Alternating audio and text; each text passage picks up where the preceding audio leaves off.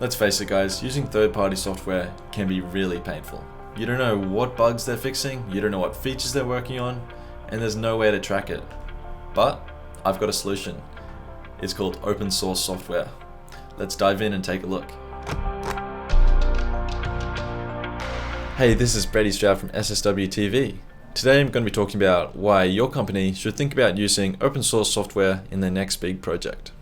So let's start by looking at Contentful. And Contentful is a not open source paid product. It's a CMS and it's good. But because it's not open source, it means we can't control how it's developed. And we can't control which features the team works on or which bugs they look at. And when you want to give them some feedback, the process for that is a bit painful. We have to go to the support form. And even when we fill out this form, there's no guarantee that they're going to look at it or even care about our problem. So that's closed source. Now let's look at the other side. Let's look at open source. So this is SSW rules. Now, our rules are great, but we needed a way for people to edit them. And we added a thing called Netlify CMS to do that. Netlify CMS is free and open source, and it was really cool. But there was a small problem where the save button was enabled even when there was no changes to save. And that was a bit of a weird user experience. So the first thing I did, I created a GitHub issue. And after a little bit of discussion with the repository maintainer, we were happy and he said, go ahead and make the change. So I made the change. He gave me a bit of feedback. We talked for a little bit and eventually agreed on a solution. And then he merged it in. So that's really cool because I've got this bug fixed and now my users don't have to go through that anymore.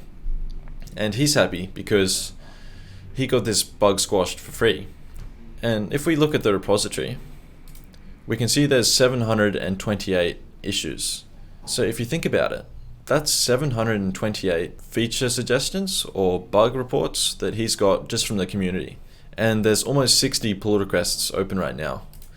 So that's 60 potential improvements to his product that he's getting just from the community.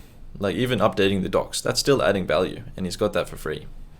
So open source is awesome, but just because it's open source, it doesn't mean you can just take it and sell it as your own code or do whatever you want for it. There are still some rules.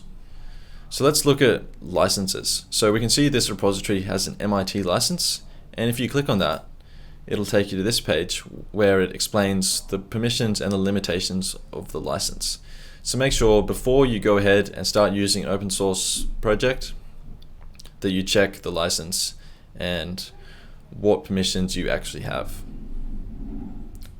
So we have some great rules on these topics. Make sure you check them out and let us know if you have any feedback. We'd love to hear it. Again, this is Brady Stroud from SSW TV. I'll see you in the next one. Goodbye.